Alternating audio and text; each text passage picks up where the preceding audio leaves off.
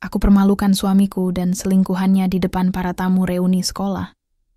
Semua orang terkejut ketika tahu yang sebenarnya terjadi. Pagi itu, langit Jakarta masih diselimuti kabut tipis ketika aku menatap layar laptop di ruang kerja pribadiku.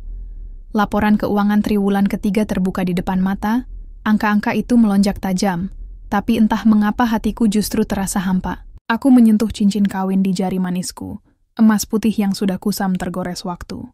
10 tahun. Sudah 10 tahun aku dan Ardi berjuang membangun kehidupan dari nol. Kini, aku duduk di puncak menara bisnis, sementara dia masih sama. Pria yang dulu ku kenal sebagai sopir pribadi yang selalu tersenyum ramah saat membukakan pintu Mercedes keluaran 2010 untukku. Nadia, kamu harus realistis. Dia cuma sopir. Apa yang bisa dia berikan untukmu? Suara ibuku bergema dalam memoriku. Tahun 2013, ketika aku memberitahu keluarga bahwa aku ingin menikahi Ardi, mereka mengira aku gila. Putri tunggal keluarga Winarta, lulusan MBA dari Harvard, memilih seorang pemuda dari Ciamis yang bahkan tak bisa membeli sepatu kulit. Tapi waktu itu, Ardi adalah satu-satunya cahaya di tengah kegelapan. Saat ayahku meninggal, bisnis keluarga, porak-poranda saudara-saudaraku berebut saham seperti serigala. Ardi tetap di sisiku. Pagi-pagi buta, dia sudah menyiapkan kopi hitam kesukaanku, lalu mengemudikanku ke kampus sambil menyetel lagu-lagu Iwan Fals yang selalu ku benci.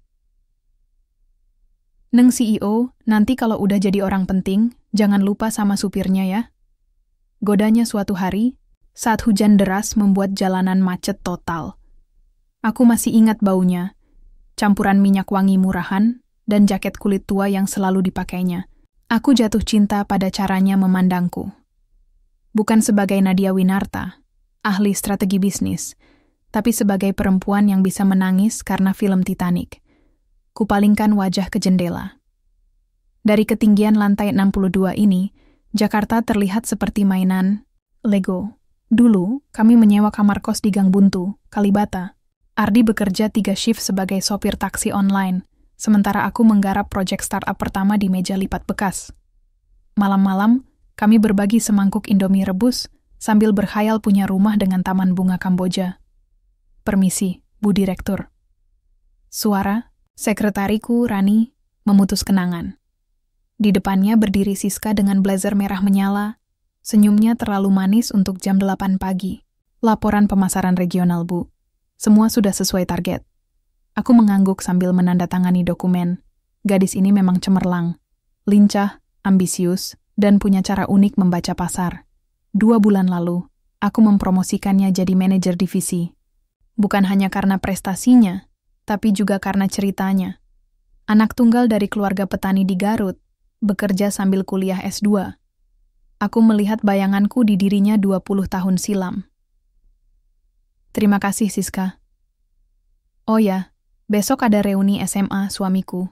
Tolong siapkan hadiah untuk donasi yayasan alumni. Sudah, Bu. Saya pilihkan jam tangan limited edition. Pasti cocok untuk Pak Ardi. Matanya berbinar. Aneh, tiba-tiba aku merasa seperti melihat musuh di balik senyum itu. Jam 10 malam, aku pulang ke rumah mewah di Pondok Indah. Ardi sedang duduk di teras, wajahnya diterangi layar ponsel.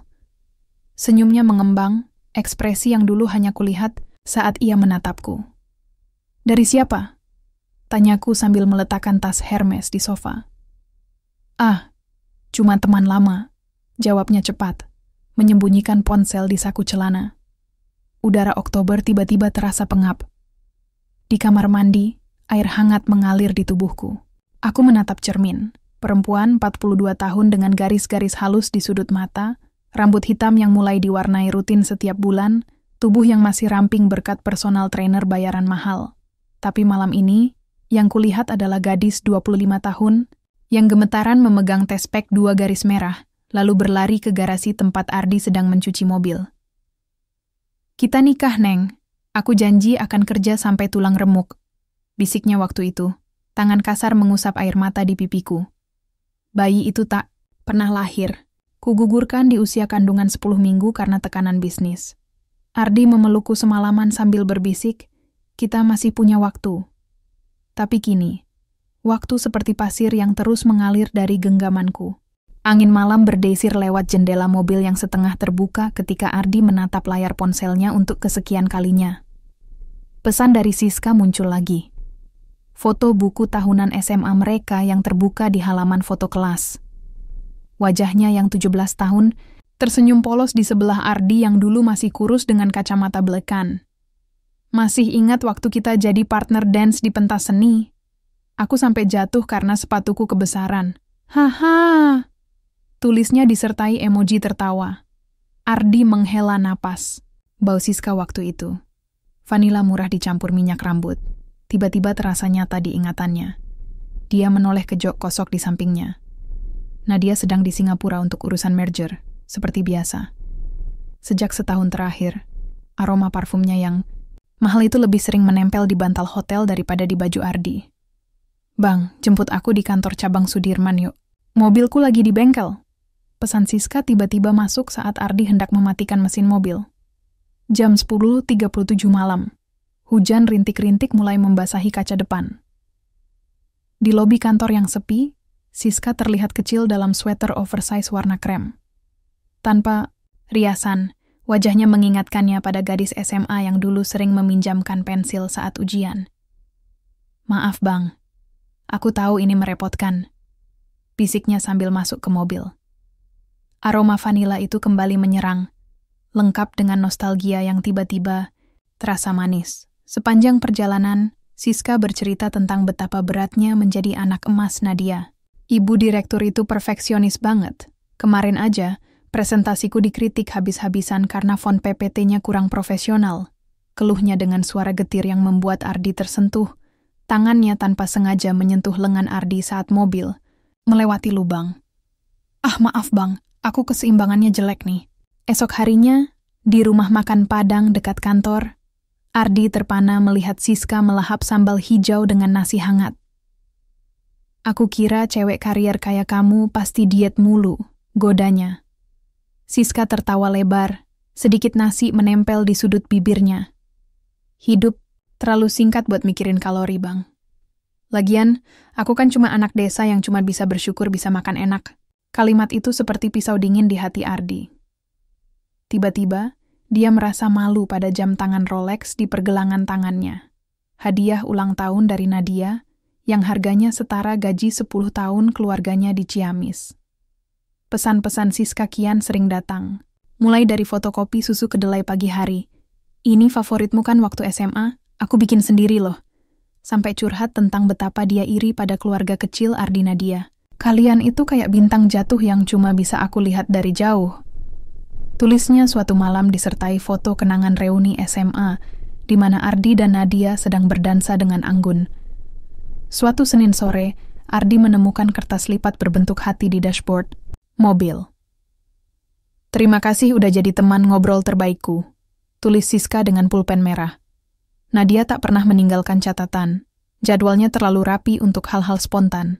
Kita harus berhenti, bisik Ardi suatu hari di parkiran basement saat Siska kebetulan membawakan nasi kotak untuknya. Tapi gadis itu hanya tersenyum sedih, jarinya memainkan dasi Ardi yang awalnya lurus. Aku cuma pengen kamu bahagia. Kalau ini salah. Dia berpura-pura hendak pergi, tapi Ardi menarik lengannya tanpa sadar. Pukul 21.00 di sebuah apotek kecil, Ardi membeli obat maak untuk alibi. Di rak belakang, bayangan dua tubuh berpelukan samar terpantul di cermin CCTV. Jaket kulit tua yang sudah diganti dengan jas Tom Ford, dan sweater krem yang berbau vanila murah. Sementara itu, di lantai 62, Nadia menatap dokumen kerjasama yang tak kunjung dibacanya. Matanya tertuju pada notifikasi di kalender digital. Hari ini 17 tahun lalu, pertama kali kencan dengan Ardi. Ditekanlah tombel intercom.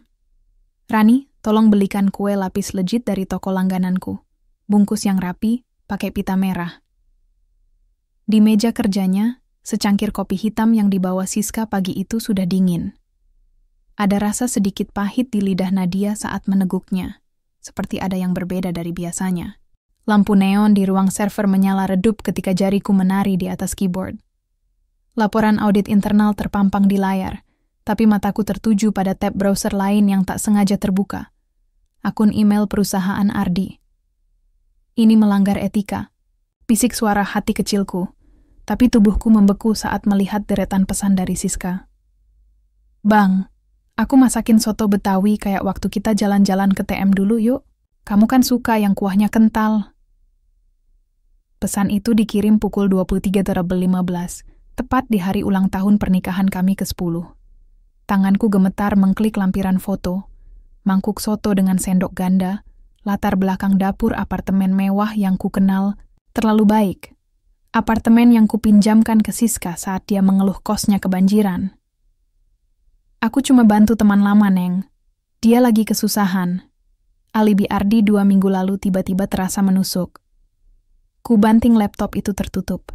Di seberang ruangan, jam dinding berbentuk roda kemudi, hadiah Ardi saat perusahaan pertamaku go public, berdetak seolah mengejek. Aku menarik napas dalam, mencoba logika yang selama ini menjadi tamengku. Mungkin hanya salah paham. Mungkin suara. Langkah hak tinggi memecah kesunyian. Siska berdiri di pintu, dengan nampan 2 gelas cappuccino. Seragam kerja biru langitnya masih rapi meski jam telah menunjukkan pukul 9 malam. Ibu Direktur, saya lihat lampu masih nyala. Senyumnya, manis seperti krim di atas kopi yang dia letakkan di mejaku. Istirahat dulu yuk. Mata harus dijaga. Mataku tertarik pada kilau kalung mutiara di lehernya. Desain spiral yang unik, persis seperti yang kubeli di Bali bulan lalu untuk koleksi pribadi. Ardi bilang kalung itu hilang di Binatu. Kalung cantik, kataku, menyentuh gelas yang uapnya menari-nari. Hadiah spesial dari seseorang yang benar-benar perhatian. Jawabnya sambil mengusap mutiara itu. Suaranya meninggi di kata benar-benar, seperti pisau yang sengaja diasah. Malam itu, aku membolak-balik album foto pernikahan di kamar tidur. Ardi dalam jas hitam sederhana tersenyum canggung. Tangannya memeluk pinggangku yang saat itu sudah mulai membulat karena kehamilan. Di sudut foto, ibu dengan gaun pengantin berenda berbisik pada tanteku. Cinta buta itu penyakit turunan. Lihat nanti 5 tahun lagi dia akan menangis di kursi malas. Telepon bergetar di bawah bantal. Notifikasi dari sistem keamanan apartemen. Siska gerakan terdeteksi pukul 21.23. Aku membuka aplikasi dengan jari dingin. Kamera CCTV menunjukkan bayangan 2 sosok sedang memindahkan kardus dari gudang. Suara Ardi yang khas, berat dan sedikit serak, menggema. Ini semua baju-baju Nadia yang belum pernah dipakai. Ambil saja, katanya mau disumbangkan. Tapi aku tak pernah menyumbangkan baju. Dan kardus itu berisi gaun pengantin ibu yang kusimpan selama 15 tahun. Esok harinya di rapat direksi, Siska memakai blazer putih dengan bros berbentuk burung phoenix. Hadiah ulang tahun pertamaku dari Ardi. Menurut analisis pasar, kita harus fokus pada segmen milenial yang haus perhatian, katanya sambil menatapku. Jemarinya mengetuk-ngetuk pulpen dengan irama provokatif. Aku menyambar remote presenter. Tapi kita tidak boleh kehilangan identitas. Suaraku tegas memotong. Sementara di bawah meja, kuku-kuku ini mencengkram ponsel yang berisi tangkapan layar email Ardi. Malamnya, kudapati Ardi sedang membenamkan wajah di wastafel kamar mandi. Bau alkohol menyengat. Dari mana? Tanyaku. Menyibak, rambutnya yang basah. Ditemani klien dari Jepang. Gumannya kabur. Tapi di saku jasnya, kuterima karcis bioskop untuk film romantis Korea yang sedang tren. Genre yang selalu dia ejek sebagai sampah konsumsi emosional perempuan kesepian. Saat dia mendengkur, kubuka ponselnya dengan sidik jari yang kupinjam dari tangannya yang lemas. Galeri foto penuh dengan swafoto Siska. Di kantin kantor, di taman dekat rumah, di depan toko kue yang dulu sering kami kunjungi. Di satu foto, tangannya memegang gelas anggur dengan latar belakang lampu kota. Persis seperti pemandangan dari apartemen Siska yang seharusnya tidak dikenal Ardi. Angin malam berdesir lewat jendela terbuka ketika aku menatap diri di cermin. 15 tahun lalu, aku memilih Ardi karena dia tak pernah bisa berbohong. Matanya selalu berkedip cepat saat gugup. Tapi malam ini, Di balik bau vodka dan parfum Dior milikku yang menempel di bajunya, ada aroma vanila murah yang menyelinap seperti racun. Di laci bawah meja kerjaku, laporan investigasi privat tentang kebocoran data ke kompetitor masih tersegel. Rapi. Nama Siska Ratnadewi terpampang di halaman kedua, bersama bukti transfer dana ke rekening offshore. Aku menyentuh amplop itu, lalu memasukkannya kembali ke dalam brankas. Tunggu, bisiku pada bayangan di cermin yang terlihat semakin kurus. Kesabaran adalah senjata yang lebih tajam daripada amarah. Hujan mengguyur atap kaca rumah kami seperti ribuan jarum yang menari. Aku duduk di tepi ranjang, menatap Ardi yang sedang merapikan dasi di depan cermin. Hari ini, hari ulang tahun pernikahan kami yang ke-11. Sepatu kulitnya yang kusoles tadi, pagi memantulkan bayanganku yang terdistorsi. Perempuan dengan gaun merah Valentino dan mata yang sudah 2 minggu tak bisa menangis. Jadi dinernya di Les Etoiles jam 7, ya? Tanyanya sambil menyemprotkan parfum Tom Ford ke leher.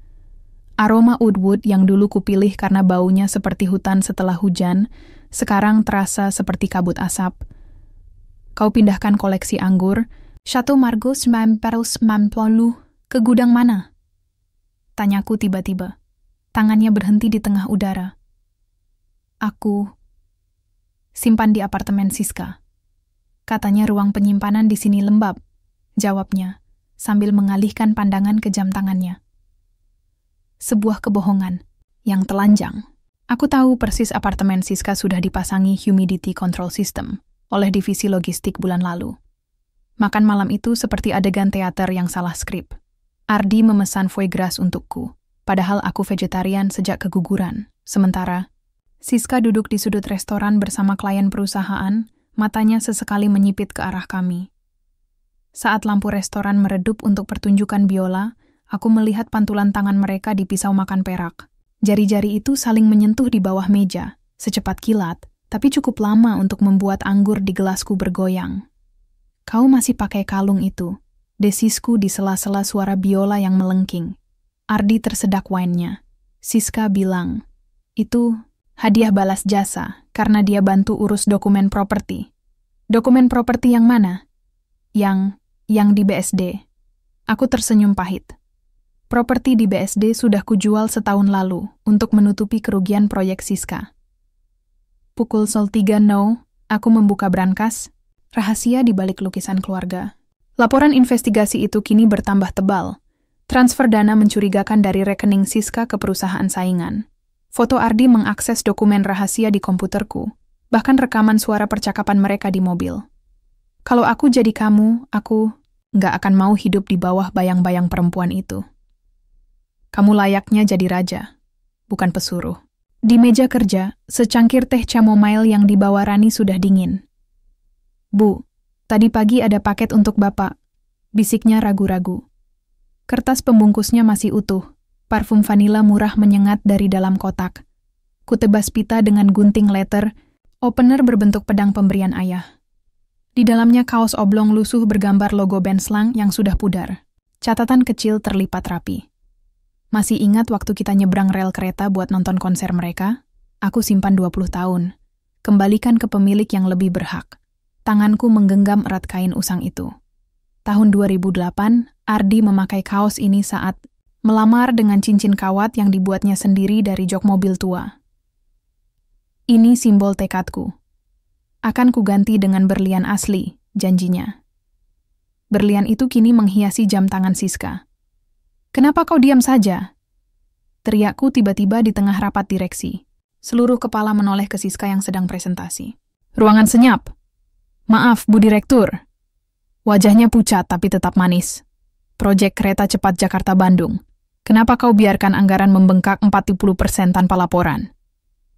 Suaraku mengguntur meski jantung berdebar kencang. Ada kendala teknis. Kendala? Teknis atau transfer teknis ke rekening Swissmu? Ruang rapat bergemuruh. Siska terhuyung, tangannya menjatuhkan pointer. Tapi sebelum aku bisa mengeluarkan dokumen dari map merah, Ardi tiba-tiba muncul di pintu. Jas Hugo Boss-nya kusut. Wajahnya merah padam. Sudah cukup, Nadia, pekiknya. Semua mata melebar. Kau pikir aku tak tahu kau menyewa detektif menguntitku? Kau paranoid, gila kuasa. Di sudut ruangan, Siska menyembunyikan senyum di balik tisu. Aku bangkit perlahan. Ketinggian heels membuatku menjulang seperti patung dewi kemarahan. Keluar, desisku pada semua orang. Saat pintu terkunci, aku menghadapkan dokumen ke Ardi. Transfer 5 miliar ke Cayman Islands tanggal 17 Februari. Hari yang sama kau bilang ada konferensi di Bali. Dia menatap angka-angka itu seperti tawanan yang dihadapkan pada pisau gilotin. Dia hamil, bisiknya tiba-tiba. Dunia berputar. Dia ancam akan bunuh diri kalau aku tinggalkan. Kau sudah nggak bisa. Tamparanku mendarat keras di pipinya sebelum otakku sempat memproses kata-kata itu. Cincin kawinku menyayat kulit, meninggalkan garis merah seperti cakar harimau. Kau pilih dia karena bisa memberimu anak? Suaraku pecah menjadi serpihan-serpihan gelas. Di luar, hujan deras menyamarkan tangisku. Aku menyusuri lorong bawah tanah, menuju ruang server. Di layar monitor biru, kode-kode program berkedip seperti mantra. Jari-jariku menari di atas keyboard, membuka folder rahasia berisi algoritma yang kuciptakan 10 tahun lalu. Program penghancur data yang tak bisa dipulihkan. Password terakhir, Ardi Pratama Sadrsahoso 3. Bisiku sambil menekan enter. Seluruh data perusahaan mulai menghapus diri secara otomatis. Di balik setiap file yang musnah, kulihat bayangan kami. Di kamar kos sempit, di pelaminan sederhana, di rumah sakit. Saat janin kecil itu pergi, tapi jemariku berhenti di atas tombol escape. Di sudut layar, notifikasi email masuk dari Bank Singapura. Transfer dana 300 miliar dari Siska ke akun perusahaan fiktif. Aku menarik napas dalam. Ini bukan lagi tentang cinta, bisiku pada diri sendiri sembari mengklik save backup. Malam itu, di balkon rumah yang dipenuhi anggrek langka, kusaksikan Ardi mengemasi koper. Aku akan tinggal di apartemen sementara, katanya tanpa menatapku. Bawa ini, lemparku sebuah USB berisi rekaman percakapannya dengan kompetitor. Simpan baik-baik, siapa tahu kau butuh tiket mati di pengadilan nanti. Dia pergi dengan langkah berat, meninggalkan bekas sepatu di karpet Persia. Aku memungut kaos slang yang tergeletak di sudut, lalu menyulutnya dengan pemantik rokok peninggalan ayah. Api biru kecil menjilat-jilat gambar Mick Jagger yang sedang menjerit, membakar setiap benang kenangan palsu. Di kejauhan, petir menyambar menara pencakar langit yang kudirikan dengan darah dan air mata. Aku tersenyum untuk pertama kali sejak bulan lalu. Pertarungan ini baru saja berubah dari drama cinta menjadi perang dagang, dan di medan itu, aku adalah jenderal yang tak pernah kalah. Aula sekolah SMA 17 Jakarta dipenuhi gemuruh tawa dan nostalgia. Lampu-lampu string berkelap-kelip di antara foto-foto kenangan yang digantung di dinding, sementara aroma sate dan martabak manis memenuhi udara. Ardi berdiri di dekat panggung, dasinya sedikit miring, wajahnya pucat saat melihatku melangkah masuk dengan gaun hitam Givenchy yang mencolok. Nadia, kau datang, bisiknya, matanya melirik ke arah Siska yang sedang berdiri di dekat meja buffet dengan gaun merah menyala. Aku tersenyum tipis. Jari-jariku memainkan flash disk di dalam clutch. Tentu saja. Aku kan istri kepala angkatan, jawabku sambil menyerahkan amplop donasi pada panitia. Acara dimulai dengan sambutan dari ketua panitia, disusul pemutaran video nostalgia. Saat foto Ardi dan Siska menari di pentas seni muncul di layar, riuh tepuk tangan menggema. Aku berdiri di belakang, menunggu giliranku. Dan sekarang, kita persilakan Ibu Nadia Winarta, CEO Winarta Group, dan istri dari ketua angkatan kita tercinta, untuk memberikan kata sambutan. Langkahku mantap menuju panggung. Di sudut mata, kulihat Ardi mencoba mendekat, tapi dihalangi oleh Rani yang tiba-tiba muncul dengan segelas anggur. Teman-teman sekalian, suaraku menggema melalui mikrofon. 11 tahun lalu, saya berdiri di panggung, ini sebagai pacar Ardi. Hari ini, saya berdiri sebagai istrinya, dan mungkin besok sebagai mantan. Ruangan senyap. Ardi membeku, gelas di tangannya bergetar. Tapi sebelum itu, izinkan saya berbagi satu presentasi singkat. Kuangkat remote presenter, dan layar besar di belakangku menampilkan slide pertama. foto Ardi dan Siska di depan toko, kue, tangannya memegang kardus berisi gaun pengantin ibuku. Slide pertama. Pengkhianatan. Tanggal 17 Februari, Ardi Pratama mentransfer 5 miliar dari rekening perusahaan ke akun pribadi Siska Ratnadewi, karyawan yang saya promosikan karena mengira dia punya integritas. Siska menjerit, mencoba lari ke pintu, tapi 2 satpam sudah menunggu. Slide kedua. Manipulasi.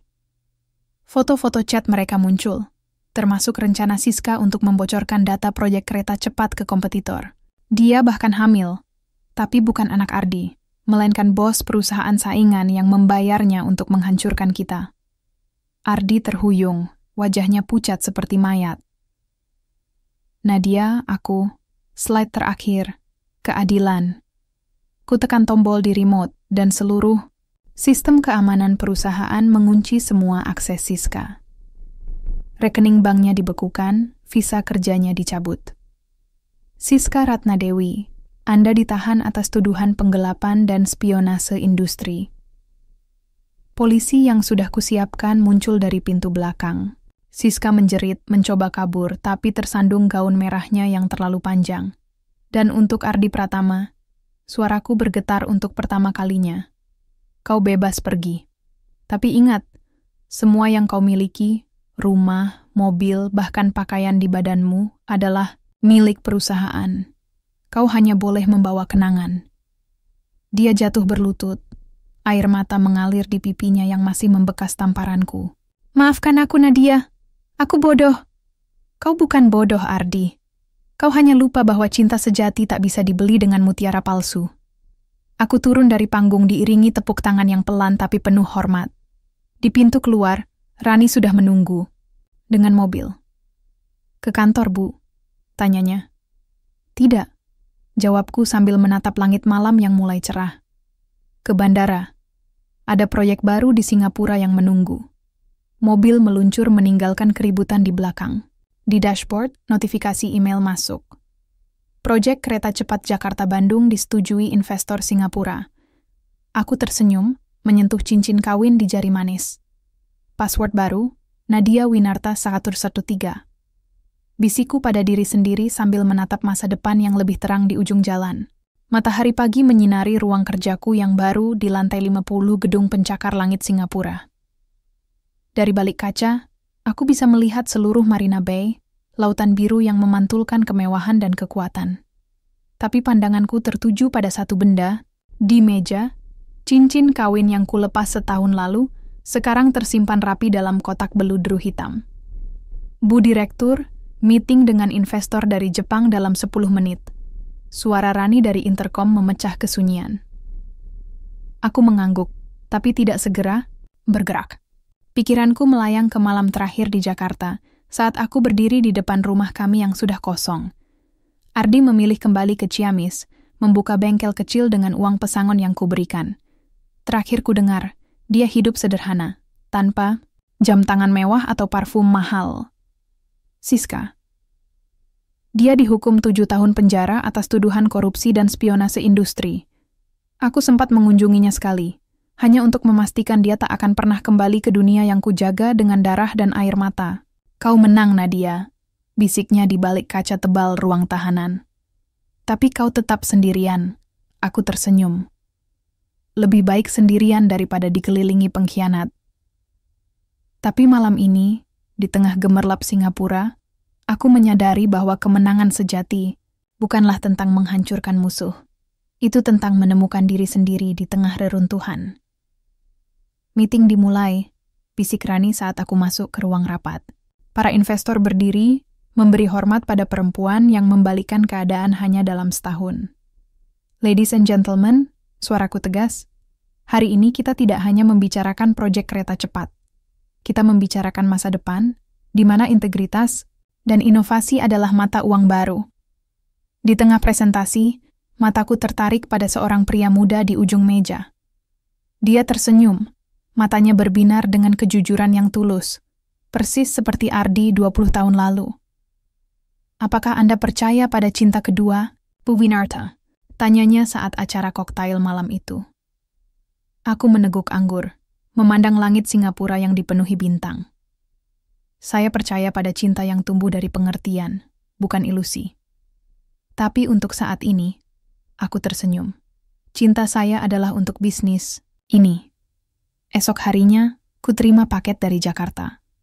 Di dalamnya, ada kaos lang yang sudah kusulam dengan benang emas, dan surat singkat dari Ardi. Neng, aku menemukan ini di gudang. Sudah kujahit yang sobek-sobek. Mungkin suatu hari nanti, kau bisa memakainya lagi. Bukan untukku, tapi untuk dirimu sendiri. Terima kasih sudah mengajariku arti cinta sejati. Bukan tentang memiliki, tapi tentang melepaskan dengan ikhlas. Aku menyimpan kaos itu di lemari beserta cincin kawin. Mereka bukan lagi beban, tapi pengingat bahwa hidup adalah rangkaian pelajaran. Dan pelajaran terbesar adalah, kita tidak perlu menjadi korban. Kita bisa menjadi arsitek takdir sendiri. Di layar laptop, email baru masuk dari divisi SDM. Kandidat baru untuk posisi manajer pemasaran.